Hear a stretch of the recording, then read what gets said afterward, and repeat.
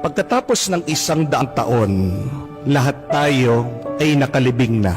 Amen? Nakalibing na rin, sigurado, ang ating mga minamahal, ang ating mga kamag-anak, ang ating mga kaibigan, ang ating mga kakilala. At pagkatapos ng 100 taon, iba na rin ang mga tao na nakatira sa ating mga bahay, sa ating mga tahanan na kung saan pinaghirapan nating pagawa at patayo. May mga ibang tao na rin ang magmamay-ari ng mga bagay ng ating mga inipon. Pagkatapos ng 100 taon, ang kotse na binayaran natin at inutang, wala na rin.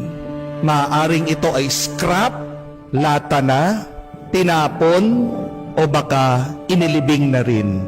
Pagkatapos ng 100 taon, yung ating trabaho na pinagpaguran, ini-stress, palaging iniisip, binigay na sa iba. O maaaring ang kumpanya na ating pinasukan ay wala na rin. Pagkatapos ng 100 taon, yung mga kaaway natin na kinaiinisan, nakabaon na rin. At pagkatapos ng 100 taon, kahit ang ating mga kaapu-apuhan, hindi man tayo maaalala, makikilala, o matatandaan. Pagkatapos nating mamatay, larawan na lang tayo. Makikita sa album, sa picture, nakasabit sa dingding. Maaring makikita tayo, dadaan tayo sa Facebook feed ng ibang tao, pero hindi na tayo kilala. Pagkatapos ng 1 dekada, mawawala na rin ang ating mga larawan, ang ating mga alaala. Kung maiintindihan natin ang ating kinabukasan na mawawalang kwenta lahat ng ating mga inaalala dahil may katapusan na ang lahat, hindi ba magiging mas masaya tayo ngayon? Yung ating mga takot ngayon, pagkatapos ng 100 taon, wala na yan. At pagkatapos nating mamatay, yung ating mga pangamba, wala na rin kwenta. So tandaan natin ito, mga kapatid, that life is short and quick. Maiksi lang ang buhay at mabilis. Lalong-lalo na ito ay umiiksi at bumibilis dahil sa ating takot, pag-aalala at pangamba. Do not make your life shorter and quicker because of your constant worrying, panicking, and fearing. Baka sa huli, magsisi ka na inubos mo ang iyong buhay sa kakaisip at sa pag-aalala.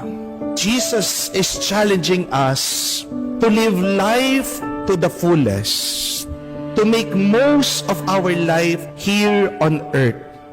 May katotohanan ang kasabihan that if it doesn't matter in 5 years, then don't spend 5 minutes on it.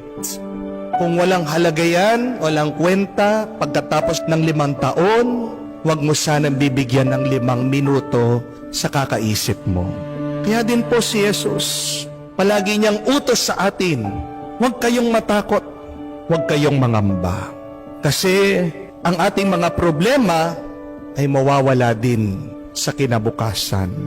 We should not worry. Why?